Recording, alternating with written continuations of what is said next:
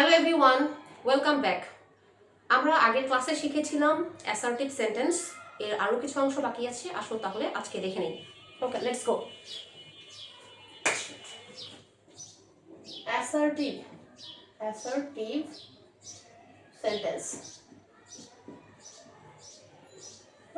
Assertive sentence, তাহলে আমরা structure কি দেখেছিলাম? Subject plus verb plus object. Object হবে আর কি হবে?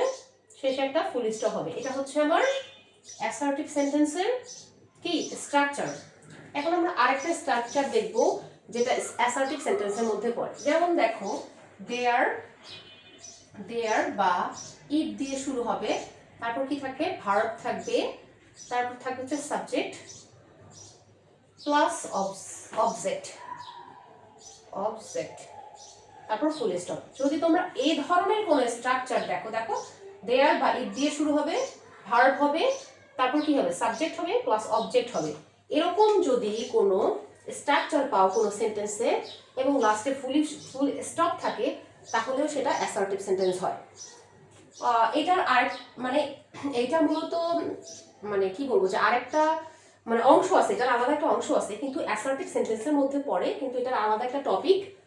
কিন্তু কি যে এই স্ট্রাকচার থাকলে অ্যাসার্টিভ সেন্টেন্সের মধ্যে পড়ে। আমরা এই টপিকটা অন্য একটা ক্লাসে দেখব, ঠিক আছে? এটা হচ্ছে, এটাকে বলে মানে দেয়ার আর ইট দিয়ে যখন কোনো কি সেন্টেন্স তৈরি হয়, তখন এটাকে বলে হচ্ছে কি ইন্ট্রোডাক্টরি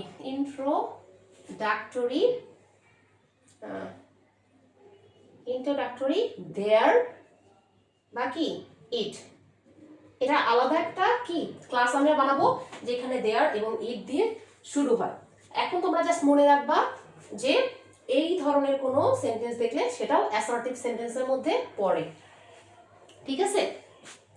ওকে, এখন আমরা আরেকটু দেখব যে অ্যাসার্টিভ সেন্টেন্সের মধ্যে যদি কখনো অনলি বা অ্যালোন অথবা মাস্ট দিয়ে কোনো কি হয়, কোনো সেন্টেন্স শুরু হয়, সেটাও অ্যাসার্টিভ সেন্টেন্স হয়।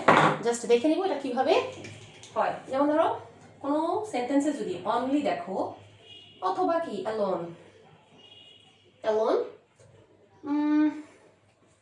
আর মাস্ট, স্ট্রাকচার কিন্তু সেম থাকবে। কি থাকবে? সাবজেক্ট প্লাস ভার্ব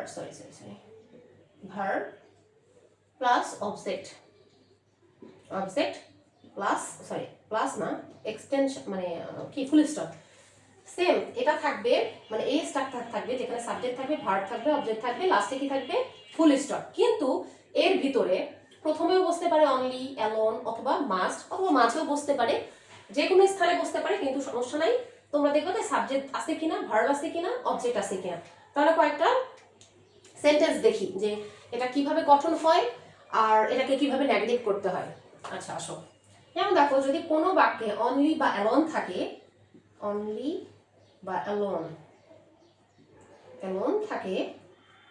তাহলে কি করব আমরা?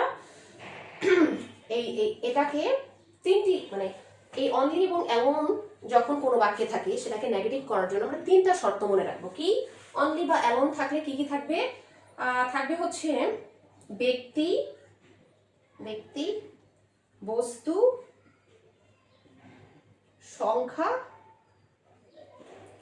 সংখ্যা বা বয়স। যখন কোনো বাক্যে অনলি বা অ্যালোন থাকবে, তখন আমরা দেখব যে সেটা ব্যক্তি বুঝাইছে, নাকি বস্তু বুঝাইছে, নাকি সংখ্যা বা বয়স বুঝাইছে। সেই অনুযায়ী আমরা কি করব? বাক্যটাকে নেগেটিভ করব। তাহলে আসো আমরা দেখে নেই একটা সেন্টেন্স।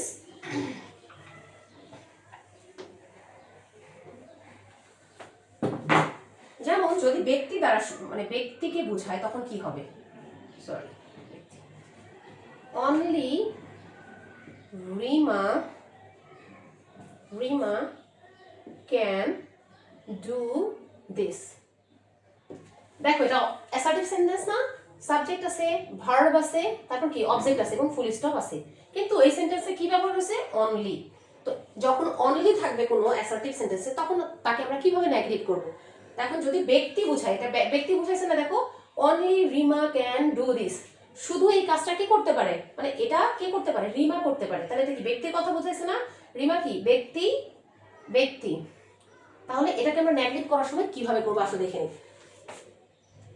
নেগেটিভ করার সময় এই যে অনলি আছে না, অনলির জায়গায় বসাবো হচ্ছে নান বাট, নান বাট, অর্থাৎ কেউ না। এই যে নান বাট আছে না, এর মানে হচ্ছে কি কেউ না।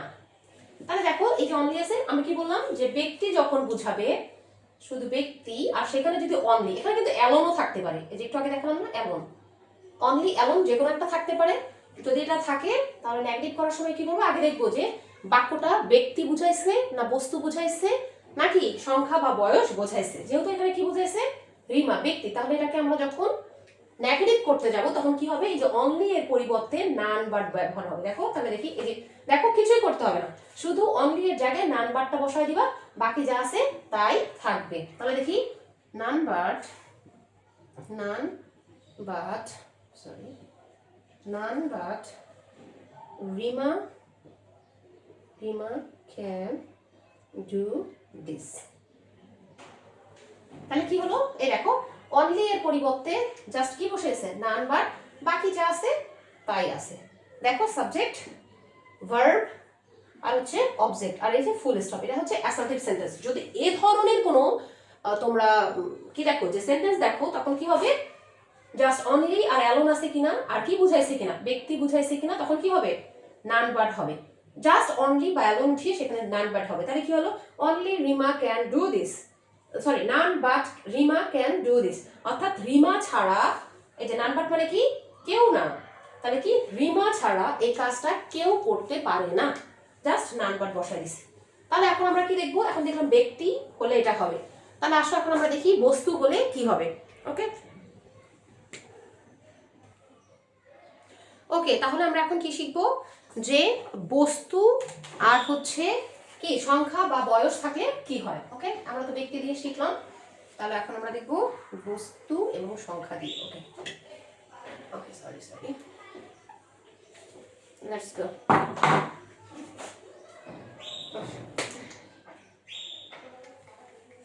তাহলে যদি কি হয়, বস্তু থাকলে কি হবে, বস্তু থাকলে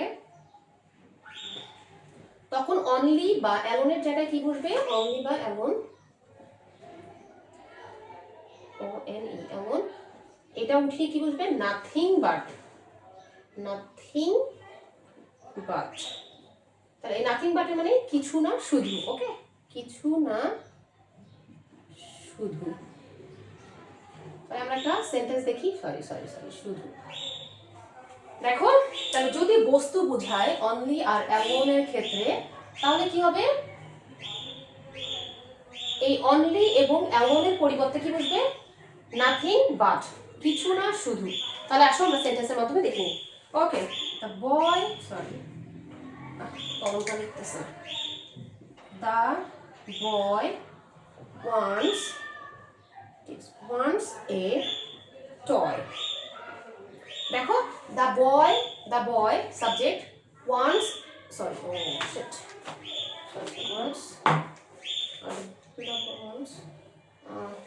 একটু হ্যাঁ একটু অনলিটা লেখা ভুলে গেছি। তাহলে কি হবে, the boy wants only a toy. তাহলে দেখো বাচ্চাটা শুধু কি বলছে, দ্য বয় সাবজেক্ট, এই যে ভার্ব, তারপর কি বসছে অনলি, হ্যাঁ এ টয়, এটা হচ্ছে কি অবজেক্ট। তাহলে দেখি the boy wants only a toy, তাহলে বাচ্চাটা শুধু একটি খেলনা চায়, বাচ্চাটা কি চায়, একটা খেলনা চায়। তাহলে কি এখানে এই কি বুঝাইছে, এটা বস্তু বুঝাইছে না। দেখো তাহলে বস্তু থেকে আমরা কি করবো, নেগেটিভ করার সময় নাথিং বাট। হ্যাঁ, তাহলে দেখবো যে কি হয় নেগেটিভ করলে, তাহলে এটা হচ্ছে দ্য বয় ওয়ান্টস, এই যে অনলি পরিবর্তে কি হচ্ছে, nothing but, the boy wants nothing but a toy. তাহলে কি দ্য বয়, দেখো যা আছে তাই ছিল, শুধু অনলির জায়গায় নাথিং বাট বসে গেছে, তাহলে এ টয়। তাহলে আমি কি বলবো, যে বাচ্চাটা শুধু খেলনা ছাড়া, দেখো বাচ্চাটা শুধু খেলনা ছাড়া আর কিছুই চায় না। এটা গেল হচ্ছে কি বস্তু থাকলে এরকম হবে। ঠিক আছে, বুঝতে পেরেছো তোমরা। তাহলে আর বাকিটা দেখে নিই, যে সংখ্যা বা কি বয়স থাকলে কি হবে।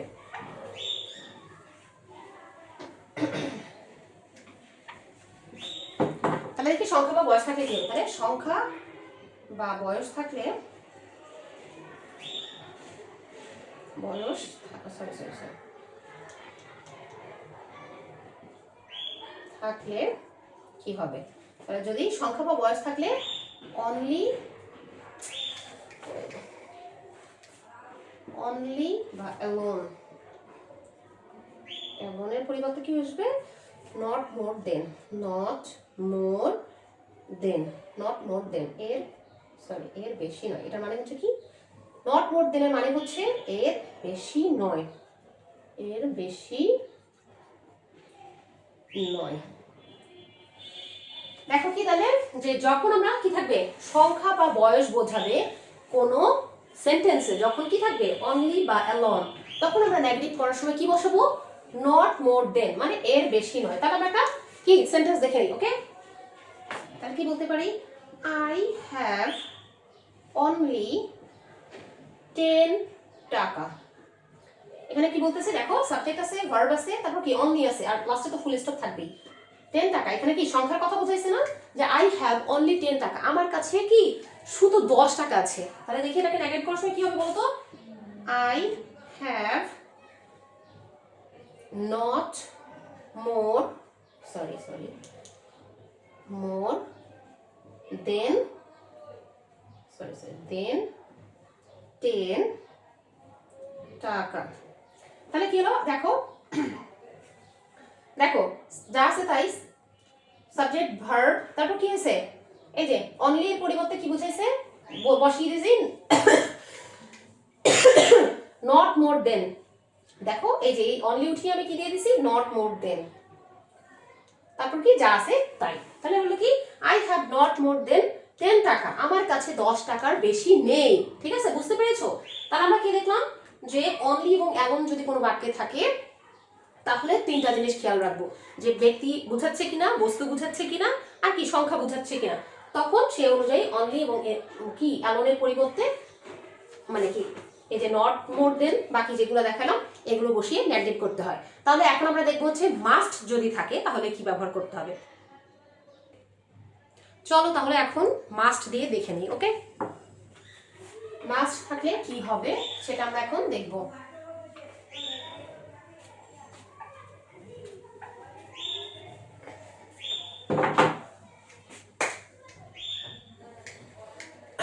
যদি মাস্ট দিয়ে কোনো বাক্য শুরু হয় তাহলে কি হবে, মাস্ট যদি কোনো বাক্যে থাকে তাহলে সেটা নেগেটিভ করতে কি ব্যবহার করা হয়, সেটা নেগেটিভ করতে ব্যবহার হচ্ছে ক্যান নট বাট, অথবা ক্যান নট হেল্প। ওকে, আর মাস্ট দিয়ে যখন কোনো বাক্য শুরু হবে বা কোনো বাক্যে থাকবে তখন নেগেটিভ করার সময় এই দুইটা ব্যবহার করা যাবে। ঠিক আছে, তখন আর বস্তু, ব্যক্তি বা সংখ্যা এগুলো দেখার দরকার নেই, সব জায়গাতেই তোমরা ক্যান নট বাট অথবা ক্যান নট হেল্প বসাতে পারবে। আসো আমরা উদাহরণের মাধ্যমে দেখে নিই।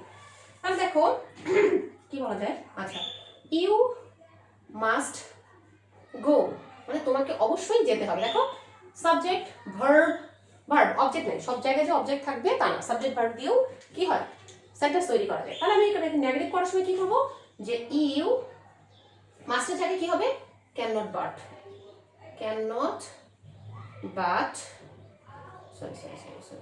বাট গো, মানে কি দেখো সাবজেক্ট থাকলো, মাস্টের পরিবর্তে আমি কি বসে দিছি, ক্যান নট বাট। তাহলে you can not but go, মানে কি তুমি না গিয়ে পারো না। আর এটার অর্থ কি দাঁড়ালো, ইউ মাস্ট গো, তোমাকে অবশ্যই যেতে হবে। আর মাস্টের জায়গায় মাস্ট উঠায় আমি নেগেটিভ করার সময় কি বসাই দিলাম, ক্যান নট বাট। এখন দেখো যদি আমরা চাই যে ক্যান নট হেল্প ব্যবহার করব তখন একটু পরিবর্তন হবে, তখন কি হবে, ক্যান নট হেল্পের সাথে ক্যান নট হেল্প বসালে তার সাথে কি করতে হবে, এই যে ভার্বের সাথে আবার আইএনজি যোগ করতে হবে। তাহলে যদি এই বাক্যটা আমি লিখতে যাই তাহলে কি হবে দেখো তো, ইউ ক্যান নট হেল্প কি গো আছে না, ইউ ক্যান নট হেল্প কি গোইং। দেখো তোমরা যেগুলো যেটা তোমাদের কাছে সোজা মনে হবে তুমি সেটা ইউজ করতে পারো। তাহলে দেখো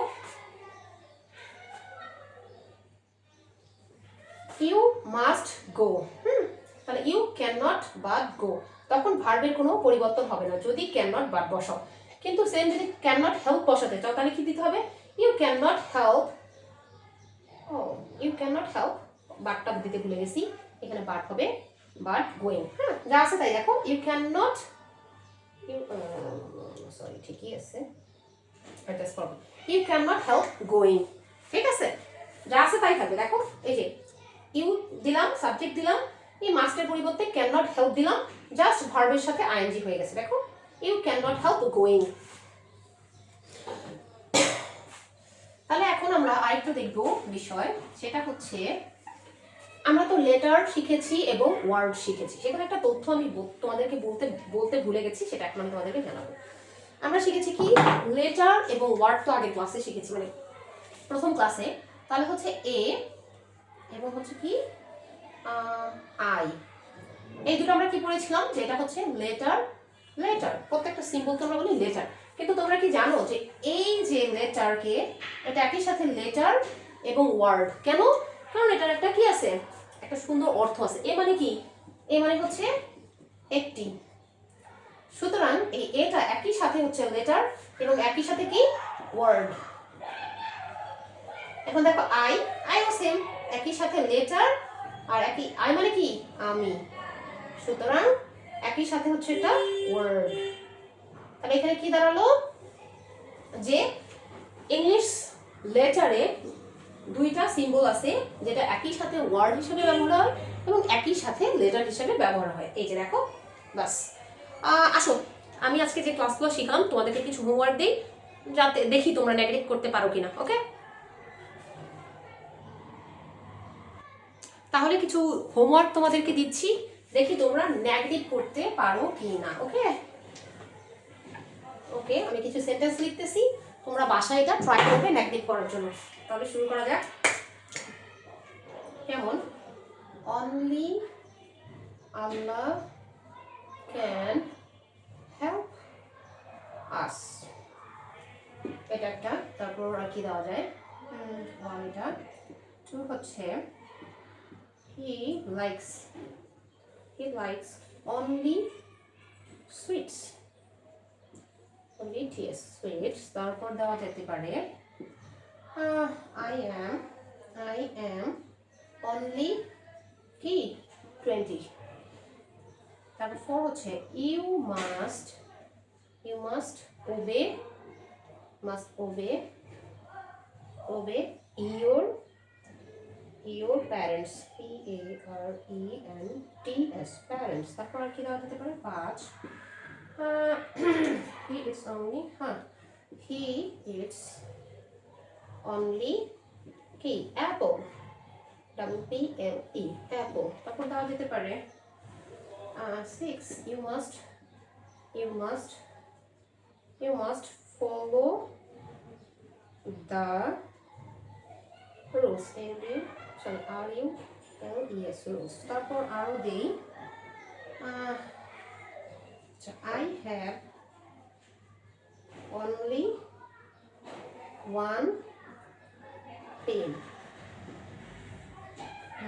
8 you must read now। তাহলে এটা হচ্ছে তোমাদের হোমওয়ার্ক আজকে। এটা নেগেটিভ করার চেষ্টা করবে, তোমরা করতে পারো কিনা আমাকে কমেন্ট বক্সে লিখে জানিও, আমি সবার কি উত্তর দেওয়ার চেষ্টা করবো এবং সবার কমেন্ট কি চেক করবো। দেখো কি লিখছি, only Allah can help us, he likes only sweets, I am only 20, you must obey your parents, he eats only apple, you must follow the rules, I have only one pen, you must read now. এই সেন্টেন্সগুলো তোমরা বাসায় কি করো, চেষ্টা করো negative করার জন্য, দেখো করতে পারো কিনা, তাহলে আমাকে জানিও। তাহলে আজকে এ পর্যন্তই থাকলো, আল্লাহ হাফেজ, ভালো থাকো।